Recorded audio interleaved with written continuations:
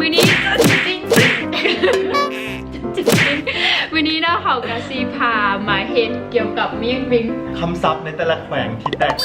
ต่างกันไปโดยเฉพาะใน3แขวงแม่แล้วมือนี้พวกเขาจะลูกกระบางหัวพันนครหลวงเวียงจันทร์ซิมบอกว่าซ้ำเนียงแต่ละแขวงเนาะแล้วลองเบิ่งว่ามูทุกคนเข้าใจกันบ่โอเคไปเลย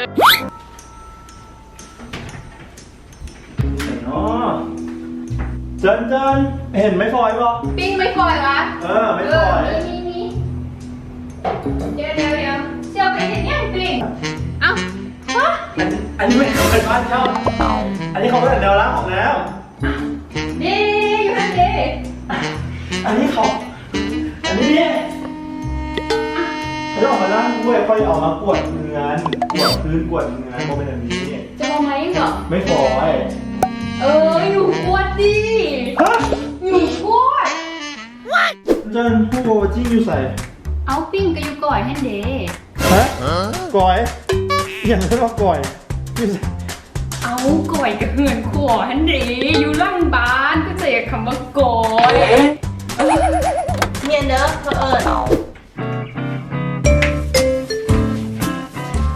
ปิ้งทางน้องต้นตกยังดูว่ากดไปนำเอากดไปนำไหมอย่างเอิญมาโคตรไอ้ปิ้งมาเอื้อนมืดเอามาเอื้อนมาเลยเด้อมาเอื้อนเป็นอย่างเอื้อนยังมักเอื้อนบ่เคยได้ยินมักเอื้อนที่เขาใส่แกะมาที่มันเผ็ดขนาดมักเพชรนั่นแหละมักเพชรโอ้ฟ้าเลยปืนตุกน้ำไม่ให้แดงนี่ยังจริงตุกน้ำเหรอปืนตุกน้ำมาตุกน้ำพี่บืนคริสโตปืนมาบืนมาบึนกระดื้อคันเดกระซำนี่ปืนตุกน้ำเมื่อวานเขาพิมพ์กับพี่เจอเขาหาชื่อว่าไอ้เจอเป็นคนโคตรพยองเลยเขาเรียนเราเด้อเขาเด้อพยองมันแปลว่าอย่างจริงมีจริงมาจากโซฟีเอาก็จริงเด้โดยสภาพเลยตัวไม่ทำจริงย้อมอย่าง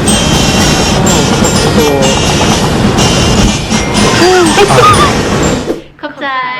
สำหรับเบิ้งวิดีโอนี้จบคันว่าผู้ได้เจอเหตุการณ์แบบนี้เนาะแท็กมูเจ้าเลยเป็นคนเมืองหลวงหรือว่าหัวพันหรือว่าคนนครหลวงคันเจอเหตุการณ์แบบนี้แท็กมูนะจ๊ะ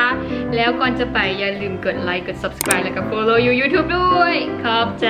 ไลน์บ๊ายบาย Behind the scene โครงการเร็วทุกน้ำเขาแพมนะ